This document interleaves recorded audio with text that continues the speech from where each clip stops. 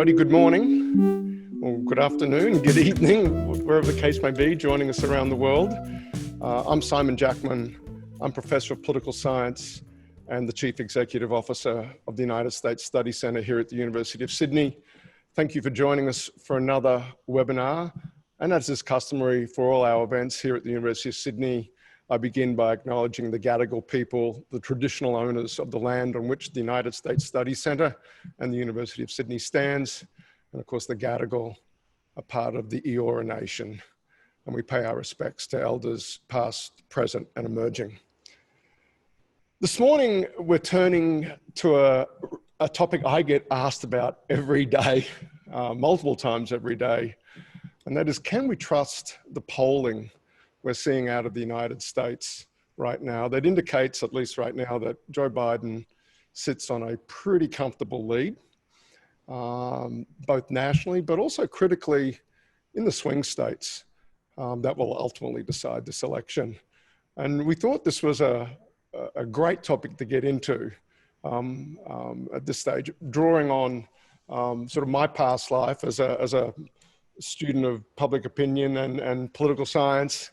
And indeed, one of the big things that I think so many of us got wrong, frankly, in 2016 was relying on the polls to make a forecast that Hillary Clinton would win.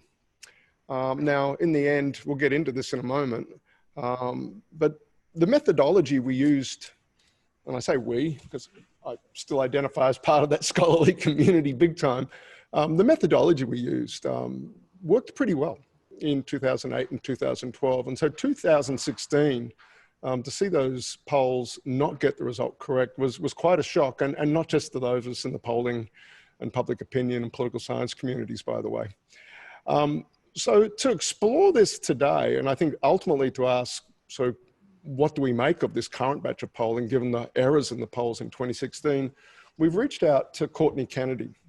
And Courtney directs the survey research program at Pew, the Pew Research Centre, part of the Pew Charitable Trust, the big philanthropic organization in the United States. Pretty amazing organization and worth a separate discussion about the magnitude of Pew for an Australian audience. But in any event, we'll just focus on Courtney's role at Pew Research. Courtney serves as the chief survey methodologist for Pew, providing guidance on all of its research in public opinion and in particular methodological questions. I knew Courtney in a previous role when she was VP of the Advanced Methods Group at APT SRBI, one of the big market research firms in the United States that does a ton of polling for both commercial and, in my case, when I was a client, big academic projects. Courtney's published in Public Opinion Quarterly, the Journal of Statistics and Methodology, and the Journal of Official Statistics. And critically, Courtney chaired a task force that was created by the American Association for Public Opinion Research after the 2016 election. And I commend that report to you. We've linked to it at various points in the invite for this event. Many former friends, students, colleagues also served alongside Courtney in doing that important work, some of which I think we'll get into with Courtney today. But when we were thinking of who to engage for this topic, we couldn't think of a better person than Courtney. And Courtney joins us, of course, from Washington, DC, where it is 8 o'clock in the evening, and Courtney's got a family there in the background who are kindly being quiet. But with so many of our guests from the East Coast of the United States, Courtney, thank you in advance for giving us an hour of your time on a Monday night in Washington. Great to have you with us. Thank you so much, Simon. My pleasure.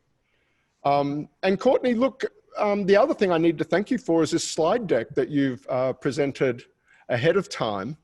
And I'll turn it over to you, and then we'll come back for some Q&A. And we've got our typical, today's audience is really interesting. I was talking to Courtney ahead of time. We've got about 3/4 lay audience, and about a good 25% of today's call are fellow public opinion tragics from the commercial world or academia, both Australia and the United States. So thank you to everybody that's joined us today.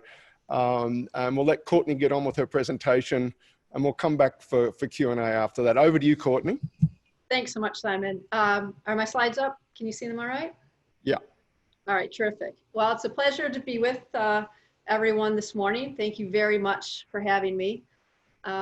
So as I think you all know, we're in an era where there is, a healthy skepticism of polls, especially pre-election polls. And, I think that's well-deserved and well-warranted based on 2016 and some other elections.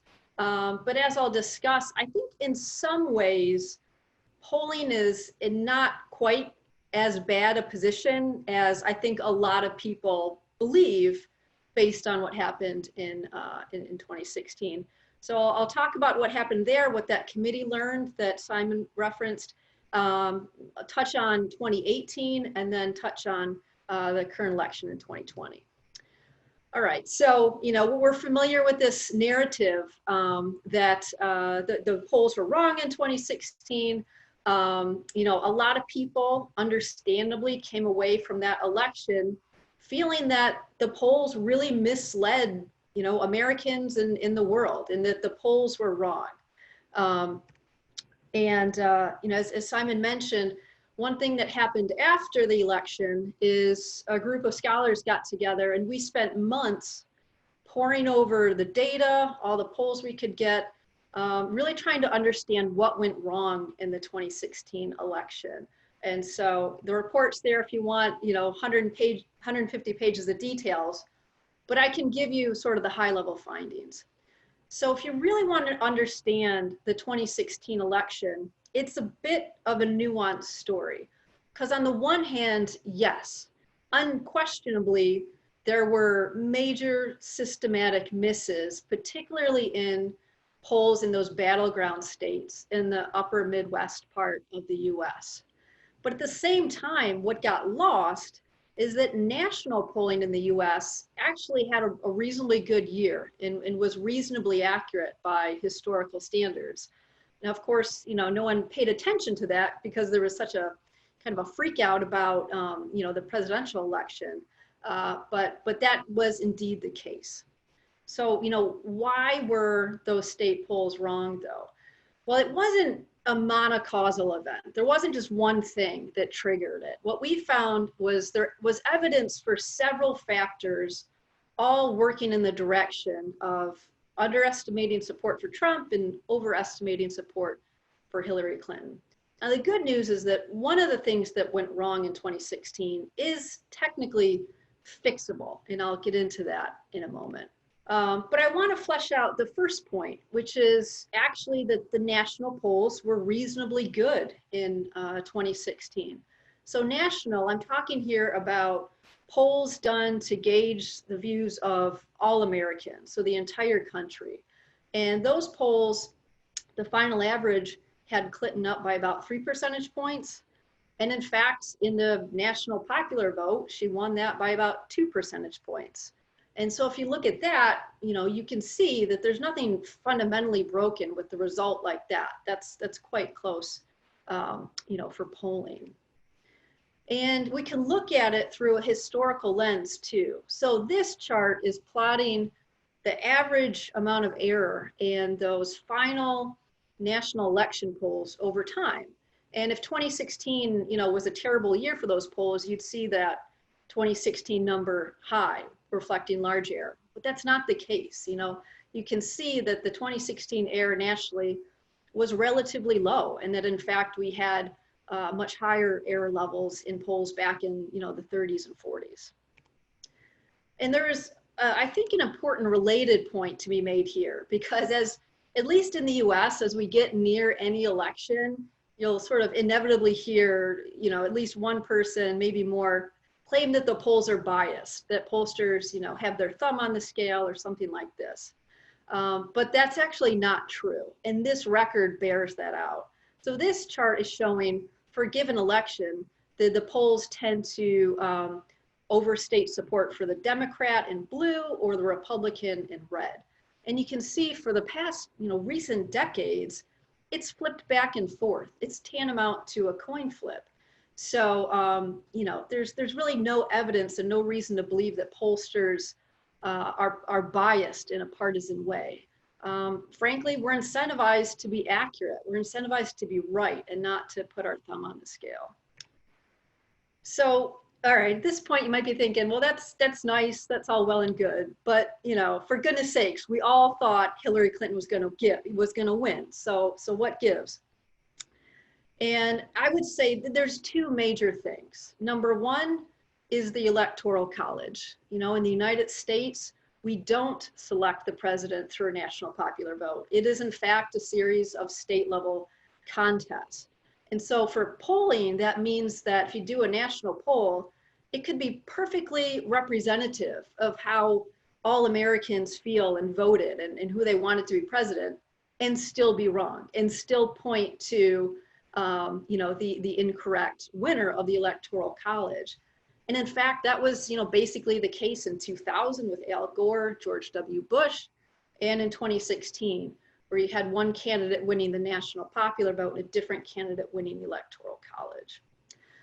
And secondly, it's just undeniable that the state polls, which I'll differentiate from the national ones, did actually have a historically bad year in 2016. And this is, you know, taking that historical lens with the state polls. The timeline here doesn't go back nearly as far. We only have good state level pre-election data going back to about 2000. But even within that condensed timeline, you can see that 2016 was in fact a historically bad year, the highest average error that we had in these recent elections. So why was that the case? You know, what was going on to produce that miss? As I said, the committee found evidence for a few things. One is that there was actually a real late break in support for Donald Trump among undecided voters. So if you think back to 2016, that both candidates were historically unpopular. There was legitimately, you know, a healthy share of the US public that frankly didn't like the choice, and they were unsure about who to vote for or whether they were going to vote at all. And in these key states, that was about 10 to 15% of the electorate based on the best available data. And normally, those sort of late deciding voters, they wash out, you know, they tend to break about evenly between the two major parties. But in 2016, they broke for Trump heavily in these key states by 15, 20 percentage points. And so what that means from a polling standpoint is that the polls were not necessarily wrong if they were conducted in September or October, but a lot of the polls were simply conducted too soon to measure that late break in Trump's favor. The second major issue is that is more of a technical one. So as long as I've been in the polling field, so going back 20 years, we've known that people with higher levels of formal education, college graduates, they're more likely to take surveys. And it could be an election poll, a health poll, a financial poll, it doesn't matter what kind of survey. Your college graduates are more likely to take it. It just is a very robust pattern in surveys. And so a lot of pollsters, especially national ones, like where I work, we've been statistically adjusting our surveys. Every time we do a survey, we weight down the college graduates so that they're proportional to where they're supposed to be in the population. And we weight up folks with lower levels of formal education so that they're proportional to their share of the whole population. So while most national pollsters were doing that adjustment, in 2016, most of the state pollsters were not.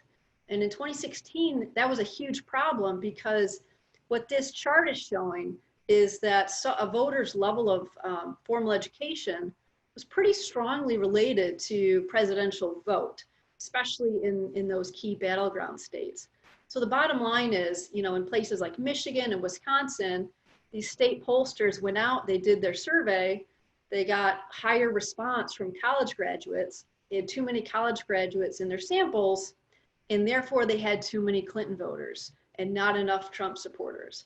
So that wasn't the only thing that went wrong in 2016, but that was probably one of the big surprises, the main findings that we learned. And the good news is that, at least on paper, this issue is fixable. It's a little tricky. Some pollsters might take issue with, finding the right target to weight the data, and I'm happy to get into that. But as far as I'm concerned, the data is available to make this happen. Okay. Now we can fast forward in 2018. So in 2018, we did not have a presidential election in the US, but we did have a midterm, and the national vote there was for the US House of Representatives. So you had people voting for who was going to represent their district and in the US House. And what this election showed, what I think it underscored, is the fact that these national polls, if they're done carefully, they can still perform quite well. So in the 2018 midterm, the polls suggested that the Democrats were going to do pretty well, have about an 8-point advantage over the Republicans in the House. And that lines up very nicely with the actual vote outcome. The Democrats did take the House by about 8 percentage points. So again, yes, there were issues in 2016, but there's a lot of reason to believe that polling writ large is not necessarily broken. And this is another lens. This is from a study by Jennings and Wleasian. They took a very big lens to this research question. They looked at pre-election polls from around the world, 45 countries, over this very long time period. You can see here going back to 1940. And what they did was they charted the average amount of error in pre-election polls around the world for each year. And so, if it were the case that polling is broken, because of Brexit, because of the Scottish referendum, because of 2016, if it was the case that it was broken, what we'd see is an increase on the right-hand side of this chart, where you have the errors going up in recent years. But that's not the case. What they found is that, that error level is actually pretty stable. And if anything, it's ticked down ever so slightly in the past few years. Okay, so let me just kind of close out by saying a bit about 2016, which is probably more at the front of everybody's mind. I have to get this off my chest. It might fall on deaf ears, but when I get asked about polling, especially in an election year, I get questions like, can we trust the polls? And my answer is, trust them to do what? If you're asking me, can you trust polls to tell us how Americans or Australians are reacting to the pandemic, how they're feeling about the economy, how they're feeling about the candidates running for the highest office? Unequivocally, yes, polls are very good at doing that, at getting a good high-level read about where a country is at on major issues. Polls are totally up to that task. But if you ask me, can I trust a poll, in August to tell me who's going to win the presidential election in Pennsylvania in November? I would say no. You should not think that a poll is going to be that accurate and that predictive, because as Simon and all of our colleagues know, polls are really not designed with that level to deliver that level of precision for a lot of reasons. One of which is, you're talking about human behavior in the future, and that's just inherently a very difficult thing to predict.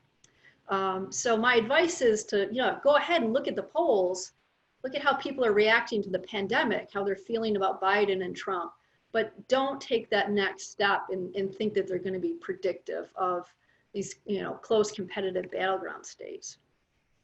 And sort of a different way to formulate that, as Simon said, we've got these headlines, poll after poll nationally, showing Biden with a pretty healthy lead. And, we're getting asked all the time, so does that mean he's going to win? And, my answer to that is not necessarily. It's undoubtedly a good sign for the Biden campaign, but there is reason after reason why you can't just take a national poll, especially this far out, and expect that to translate into votes in November. For one thing, a lot of Americans don't vote. So as a pollster, a lot of people that we're talking to, you know, a good fraction of them are not even going to turn out. So it's kind of beside the point what they tell us in our poll if we're trying to look at the outcome. Second is the Electoral College, which we talked about earlier. You know, you can get that national number perfect, but that's not how we elect presidents. It's a state-by-state contest. Third, voters can change their minds. And as I said, in 2016, that was actually a pretty important part of the story to understanding why the polls were off in some of those key states. And finally, I suspect we'll get into this more, but the pandemic injects just a tremendous amount of uncertainty in terms of whether people are going to vote, you know, barriers to voting, access to voting, ballots being counted, the timeline for counting ballots. There's just tremendous uncertainty in all of that. And from a polling perspective, at least in 2020, I don't think that pollsters can realistically address that in our data or model that away. You know, I can't do a statistical adjustment that's going to factor in, you know, long lines at the polls or a state not being able to count its ballots. So we're really in uncharted territory, and it just should make us all extra cautious when we're looking at polls.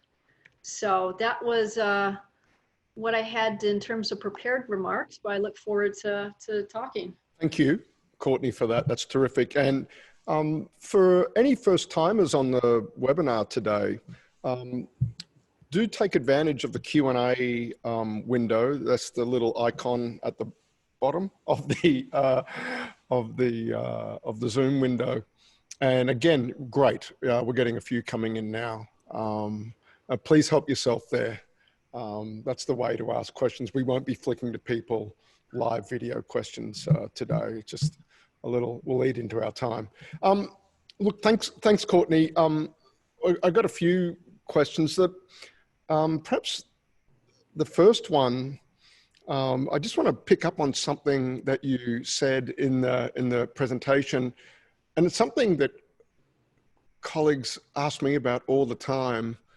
And that is, you would think, right, as you observe, that most pollsters have an incentive to be correct, to wring out the bias. If you detect something wrong in your methodology in the last cycle, you go to town. But there are pollsters out there that, for various reasons, don't seem to do that as much as others, and, you know, so-called partisan pollsters. And without naming names, but the first letter starts with R, there's a pollster out there that routinely seems to produce numbers that are anywhere from +2 to +5, above sort of where the industry consensus is.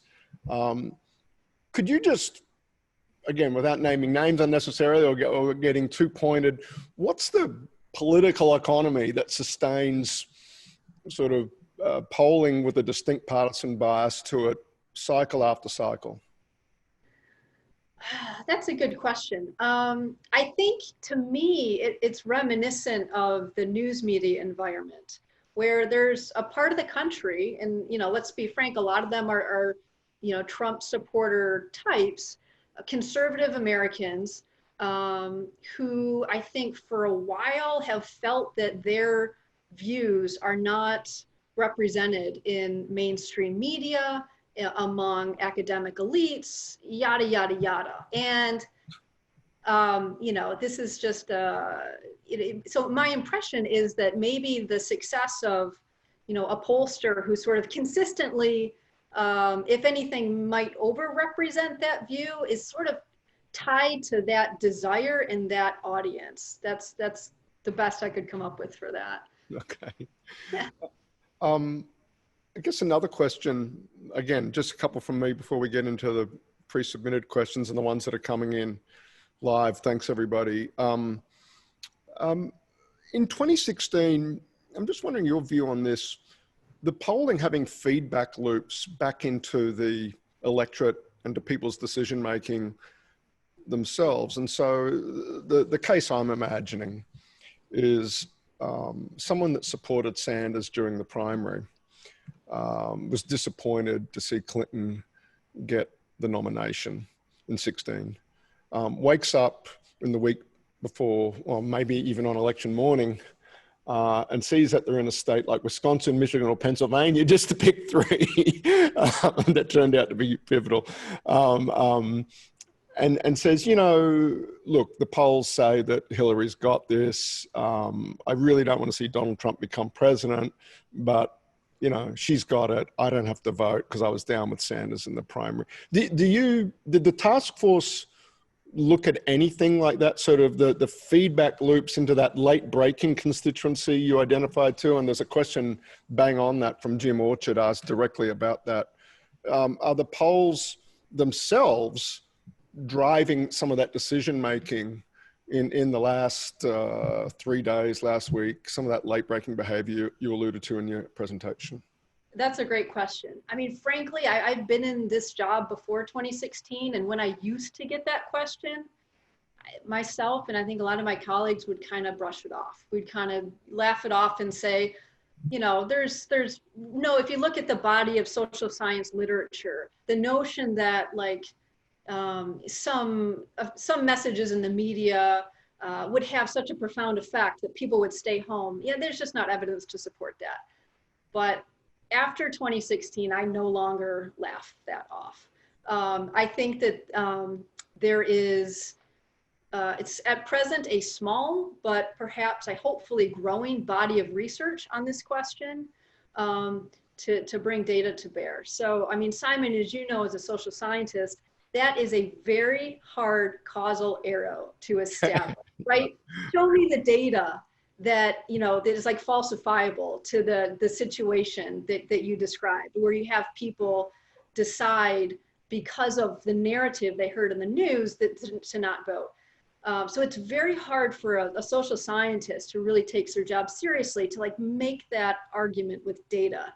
And yet, you know, we all lived through this. We all heard the media. We've all talked to friends and family who made decisions about this. And it just sort of, being an observer in the world, we know it's not silly to think that that didn't, you know, that could have really have happened. Yeah. So in terms of the committee, we would have loved to have explored that. We felt we didn't have data that spoke to it. My colleague who used to work with me at Pew, Solomon Messing, to his credit, he and two colleagues have tried to study this empirically. They did an They did an experimental study, but it has been peer-reviewed and published. And to my mind, as far as I know, it's sort of beginning to build that research base that actually shows that this is true. What they found is that if normal people think that an election is very uncompetitive, that somebody's extreme, if they're told somebody's extremely likely to win, that can lower make some people, not everybody, but can it make some people less likely to vote? And so I think it's a really serious issue, and people in the polling industry are now actually taking it very seriously. Yeah, and I'm just on that to our Australian friends on the call, Australian pollsters, if they don't, they should walk out the front door every morning and kiss the soil and thank God for compulsory turnout here in Australia. And speaking of Australian pollsters, let me turn to a question that's come in from Martin O'Shaughnessy. Martin has been in the polling industry here in Australia for a long time, ran Newspoll here for a long time, and is now with Omnipoll. And he asks a great question, and that is, how does the success rate of representative or quasi-representative polls, and you know, I think he means there, he says e.g. phone, and I think he means live phone, compared to non-representative methods such as online panels? And I know, boy, oh boy, that will get hearts aflutter in the industry in the US, and increasingly here in Australia too, by the way. But Courtney, I'm wondering if the task force had any observations about across modes, with respect to accuracy of some of those swing state polls back in 16? Sure. No, it's a very good question. We did look at it. My takeaway in my read of the data was that in 2016, mode, there was not a tremendously strong relationship between what mode was a poll and accuracy. In fact, if anything in 2016, this methodology that a lot of us kind of brush off, robopolling, so, you know, an automated message to predominantly landline phone numbers, robopolling did relatively well in 2016. But it's tricky. I don't think that anybody believes, honestly, that that's because it's an inherently strong methodology. We think that happened because like errors sort of canceled. Robopolling is good at reaching like old white people in the US, frankly, who lean conservative. And in 2016, that was a very helpful group to be tapping into and representing well. And so in that particular report, I felt like we got kind of an unusual signal. I would say though that other people have studied this more comprehensively. So one thing that comes to mind, Nate Silver, you know, he does a lot of different things. One of the things he has looked at this issue over a number of elections, and he's found in the United States that live phone polls actually still do tend to perform the best. Even though the response rates are low and a host of other problems, live phone actually still works pretty well in the United States. So I think that that's true. I also feel like even though at Pew Research Centre, we really favor certain probability-based methods, you know, I have to be honest, if you look at a lot of election work, the differences across modes are maybe not as big as you might think. And, you know, the thing that I'm increasingly convinced of is that mode is important, yes, but maybe at least, if not more important, is what the pollster does with their adjustment. And if you don't get that right, it doesn't matter what mode you use, you're not going to get very good results. Or if you used you know, less representative mode, less representative sample, but you did, you know, a knockout job with your adjustment, you know, you can do well. So it's a pretty complicated thing once you get into it. And it, to my mind, goes to the adjustment. Sure. And so perhaps just on that then, a question from Joan Bankole-Jones, the $64 million question. Where are you landing, Courtney? Has the industry learned its lesson? You presented that evidence that suggests that 18 did well, and midterms, at least not that midterm, but historically, midterms are lower turnout contests, perhaps reliably so. And so that makes the success of the polls in 18 kind of striking, because it was a massive turnout boost.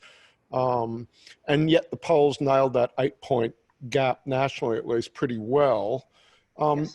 Does that suggest to you that swing state polling is going to perform better in 2020 than 16, that people have learned, you know, and Twitter's been aflame on this the last couple of weeks, you know, have you got your education weighting in your post-strat adjustment methodology, or quoting up front, or whatever it might be?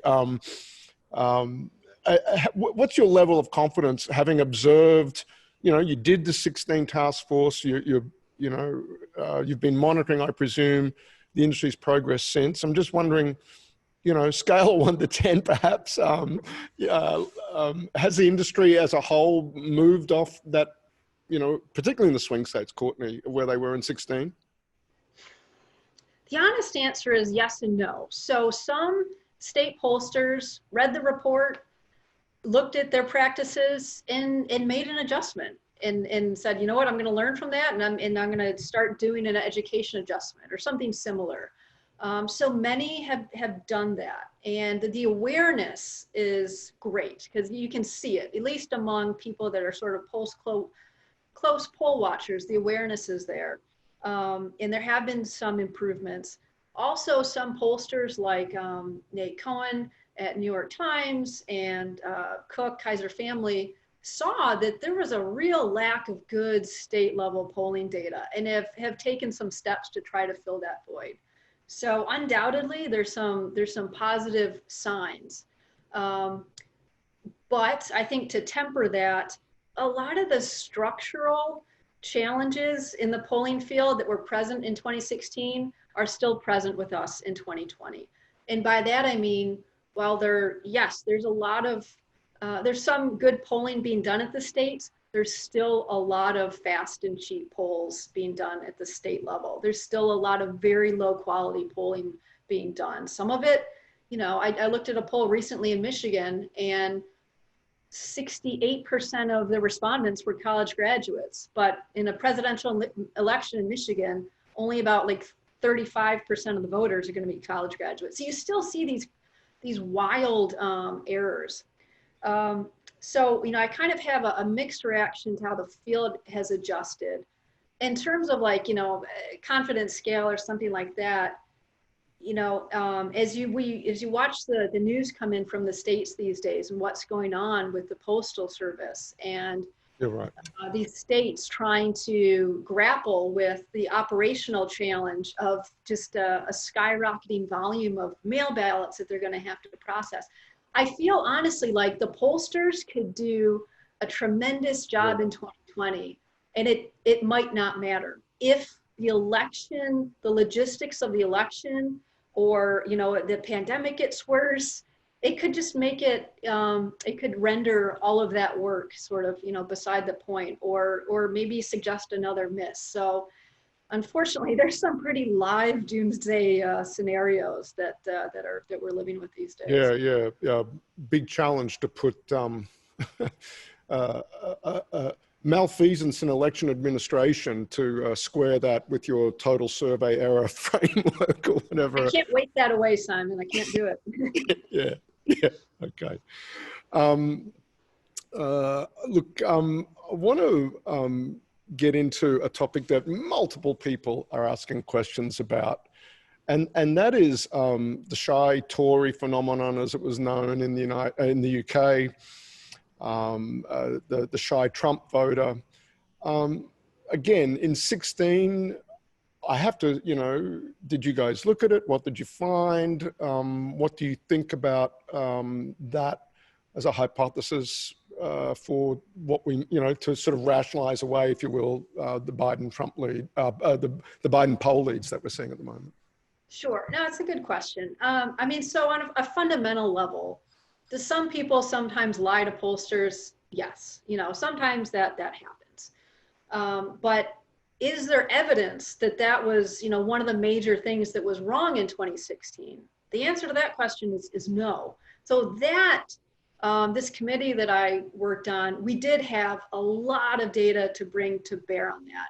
We actually were able to come up with 5 different ways to test, in our case, the shy Trump hypothesis, that Trump voters, especially in a phone poll, just didn't want to admit that they support Trump or plan to vote for him.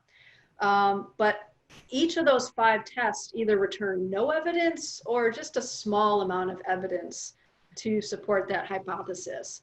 And then after that, colleagues and I at Pew, we did a randomized mode test that tried to look into that.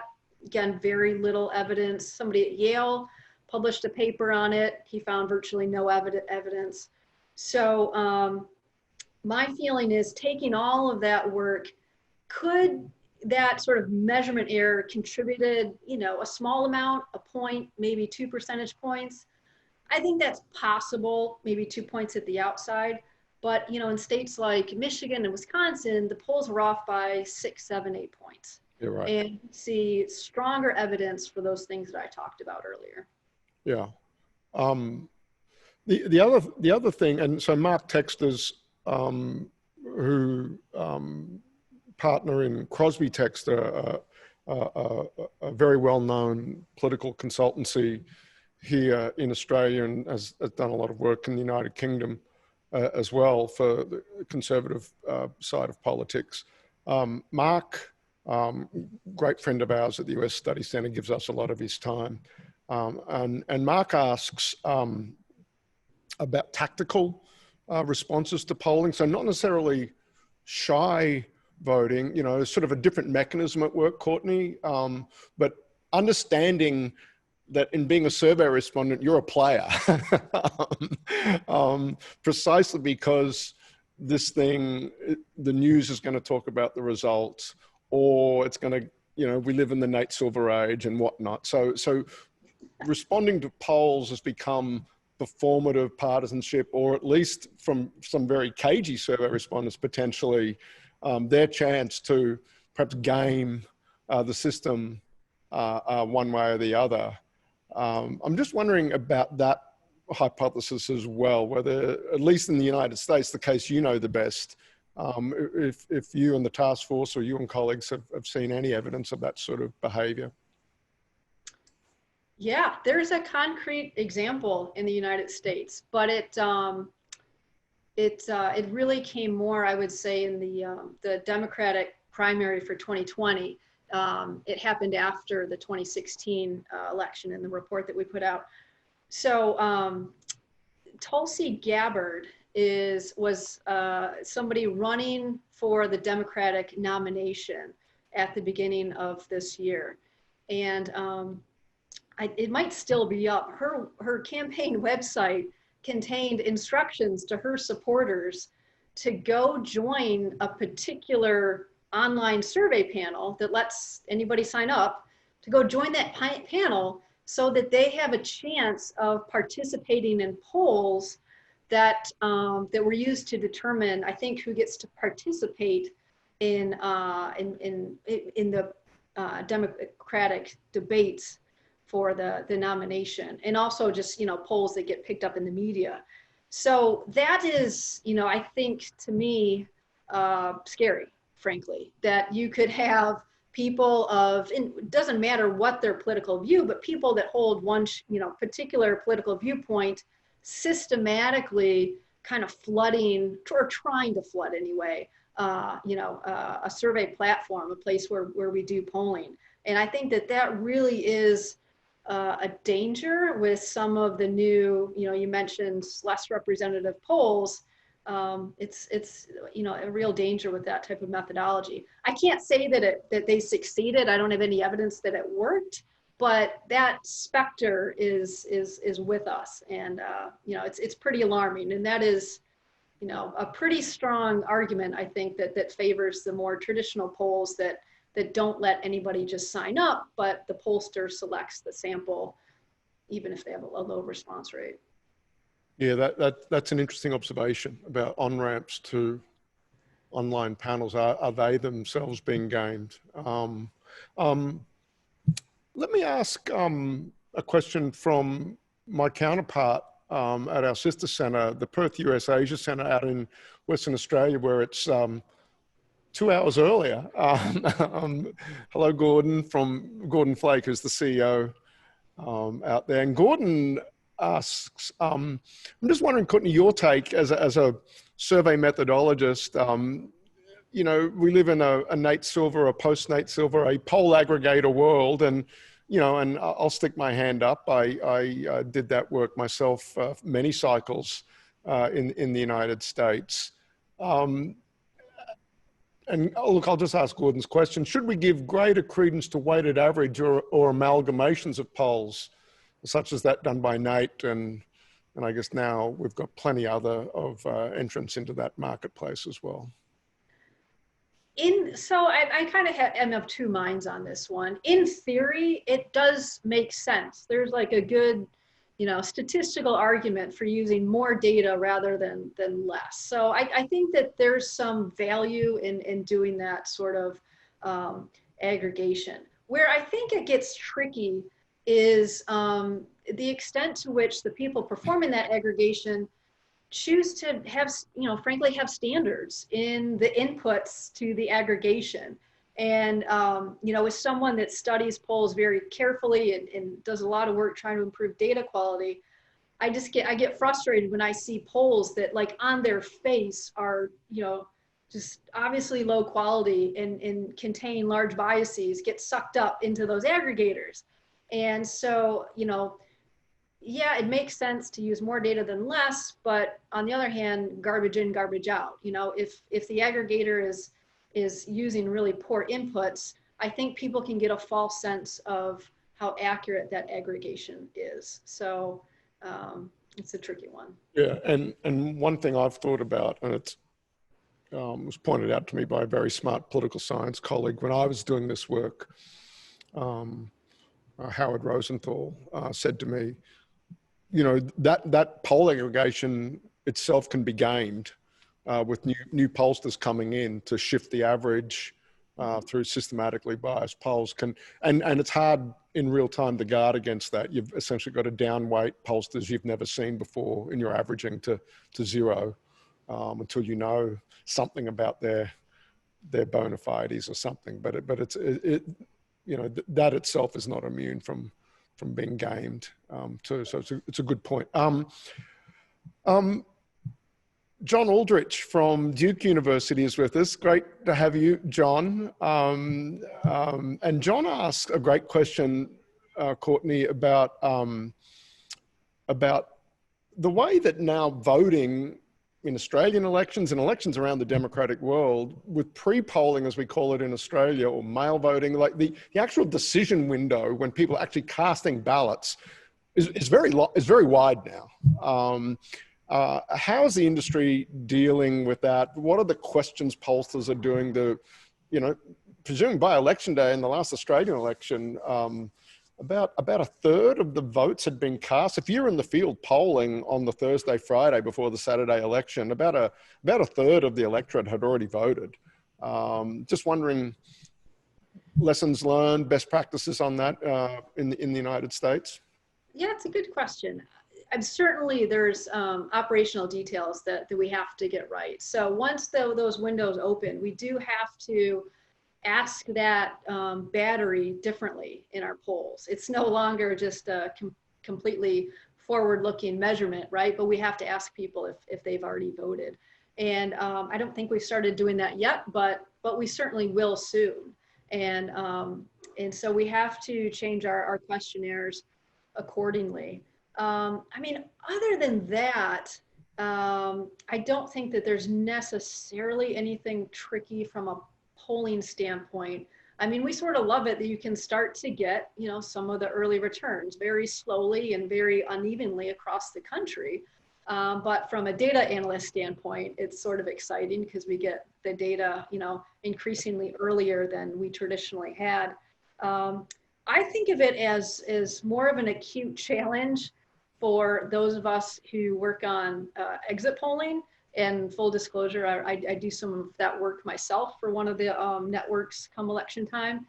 There, it's getting really tricky. You know, if you think about a traditional methodology built around talking to people as they leave the voting precinct, that's probably not going to cut it, you know, this November. So there, I think you're looking at really big operational challenges around that. Yeah, it'll be interesting for election night TV with the exit poll perhaps facing some of its greatest challenges ever. And perhaps not just the exit poll, but maybe even the vote count itself. But that's a topic for another day. I'm just got a great question here from Darren Panay. Now Darren runs the Survey Research Centre here in Australia, does a lot of high quality phone work historically, has built a recruited through RDD online panel as well.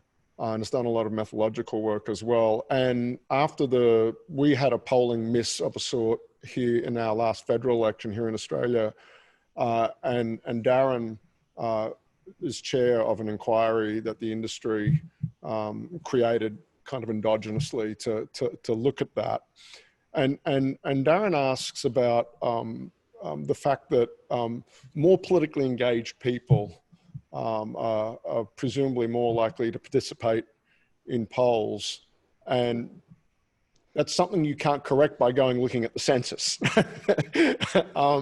Just wondering if you could perhaps, you know, and again, but something that's not a huge deal in Australia, given you've got compulsory turnout. So it's less of an issue here necessarily. not nothing, but in an environment where that's confounded with the act of voting itself, being politically engaged. I'm wondering, Courtney, if you could say a little bit about how the industry in the US deals with that. Yeah, I think Darren's absolutely right. We see that in our polls in the States as well. So at Pew Research Center, we actually have a statistical adjustment. We rake on the best available data we can get for what share of US adults are registered voters. And that's pretty unusual, actually. So most polls you're raking on, you're statistically adjusting on age, race, gender, geography, education, yada, yada, yada. But in that mix, we also, we rake on registration status, because naturally in our panel, that rate is north of that national benchmark by, I forget, on the order of 10 to 15 points. Sure. And we had the same thing when we used to do telephone RDD back before we had our own online panel. So I think he's right. That's been with us for a number of years. It seems to hold up across countries. And I think it goes back to the statistical adjustment. If you really kind of have to try to correct for that, if you want to get really good estimates for things like turnout, political participation, so on and so forth. You wouldn't do something like, I'm sorry, we're getting into the weeds here, but rake against, say, an estimate of political engagement or political interest from NES, GSS, CSES, some of the big canonical social science, rake against an attitudinal variable qua an attitudinal variable. I'd consider it. When you get down to it, one thing that we worry about is there's this lag between the measurements and the publication and then our future measurement. So I think the temporality of that approach can be really tricky, whereas the registration rate's pretty stable. Yeah. But I think in theory, that's kind of where the field is going, and not because anybody wants it to go there, but because we just don't have a choice. And those of us who, really study the shortcomings of polls, we just see that some of these groups are overrepresented, and we just want to do everything we can to fix that. Well, that leads me to, we've only got a couple more questions to go. We're 7 minutes off our close. And so let me ask about this. 2020, among other things, is a census year, and which means the current census is 10 years old.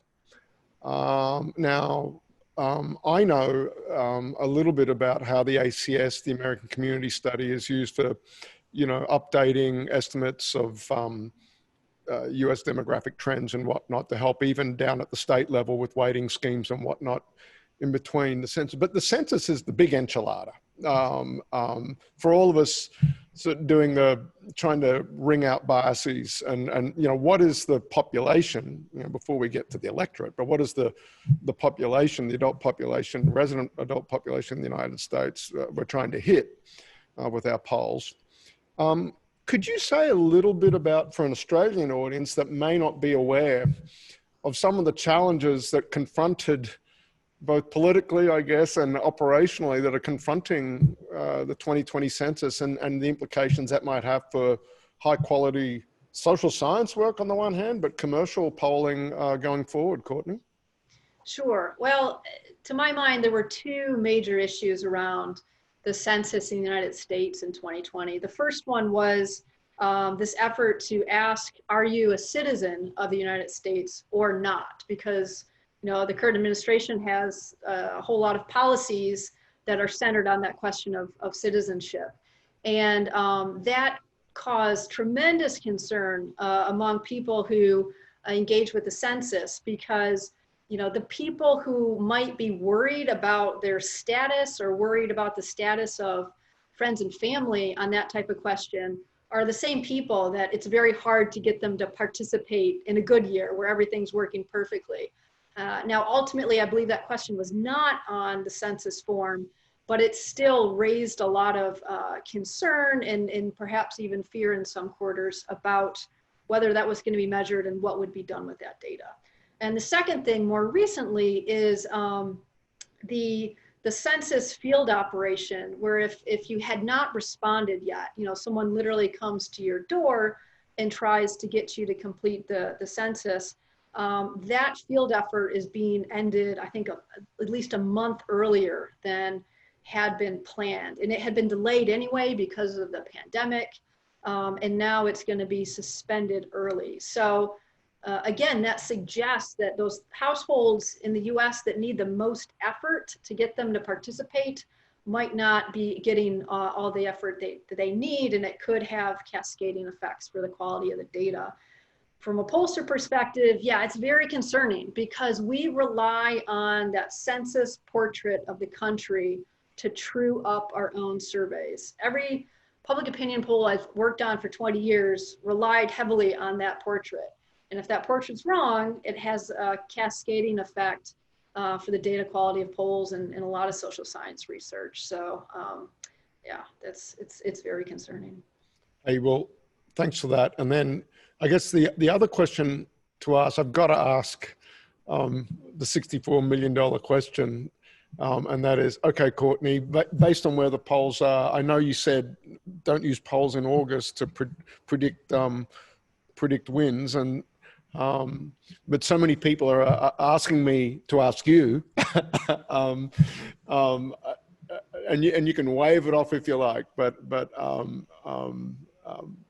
given what you're seeing, certainly sort of in the polling at the moment, perhaps relative to other years, are you more or less confident about sort of the lead that Biden currently has and what it might portend for a November result? Or do you want to go back to the earlier point about, I'm giving you plenty of outs there, Courtney. Well, I mean, I literally can't answer that. At Pew, we take our mission and our culture very seriously, where we're rigorously nonpartisan, non-advocacy. And so, I just can't, I can't take that. But, just as someone that is really involved in the polling field, I think if you had today's data with the polls coming in, it would be reasonable to have, one level of confidence in that relationship to November. But honestly, because of the questions around access to voting and the logistics, yep. I think it's foolish to think that an 8-point national lead in August means a whole lot. We're sure. Just going to have to wait and see this year. Sure.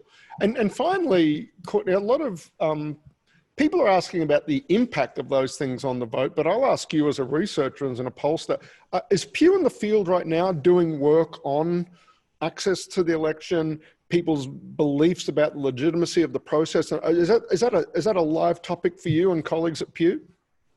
Yeah, and we actually, we asked some questions that touched on this in the last cycle, and so we can compare. We had a question that was something along the lines of, do you think it's going to be difficult to vote this November, or will it be, sort of difficult or easy to vote? And I think in the last cycle, roughly maybe a quarter thought that it would be difficult to vote. And this year, it's more like 50% are expecting some kind of challenge with voting. And so I think Americans are definitely on edge and wondering, a lot of us are asking, how should we vote? Should we vote in person because right. we no longer, have high confidence in the right. postal service? Or if we vote by mail, but it's early enough, maybe that will be okay. And, frankly, there's not a lot of guidance about how to navigate these things. So yeah, we're definitely in the field measuring those things, and we're picking up on, tremendous concern among Americans about it. Yeah, I'm sure. And not just among Americans, by the way. The only people that benefit from asking questions about legitimacy of American democracy are not America's friends. Suffice to say, that's something we're very mindful of here at the US Study Center. Courtney, that takes us to the top of the hour. Thank you so much for giving us an hour out of family life tonight, 8 p.m. to 9 p.m. there in Washington. We'll let you get back to an otherwise family evening, Monday night. Thank you so much. And for everybody, I can't stress enough, if you don't know about Pew, to our Australian audience today, it's just remarkable that this philanthropic foundation in the United States invests so much in understanding America and the world, for that matter, through data, through rigorous application of things like survey research in particular. Just prodigious producer of research that lives up to the best aspirations of social science rigor. And Courtney drives a huge part of that mission. And just a remarkable thing that institutions in the United States are committed to making the world a better place through the application of the stuff we do, our toolkit. And I think that's worth reminding our Australian audience about. Get on the Pew website and check out just so many reports. The quality and the volume is stupendous. Something that the United States and institutions in the United States does better than anywhere else on the planet, and perhaps any time in human history for that matter, but that's another story. Just terrific to have this quality of engagement from the United States, with Courtney today, Tom Friedman tomorrow. What an amazing 24 hours for the United States Study Center. And again, we can't do it without the generosity of folks like Courtney, people that I've interacted with professionally, and in this time of adversity, reaching out through Zoom and whatnot to give us an hour. Thank you so much, Courtney. Such a pleasure. Thank you. Best of luck over the cycle and beyond. We're gonna need it. Yeah, okay. I hear you. And thanks everybody. Thanks Janine and Mara on the back end here in Sydney. And we'll see you tomorrow at 10 a.m. For the Tom Friedman Show. It'll be great. See you. Bye-bye.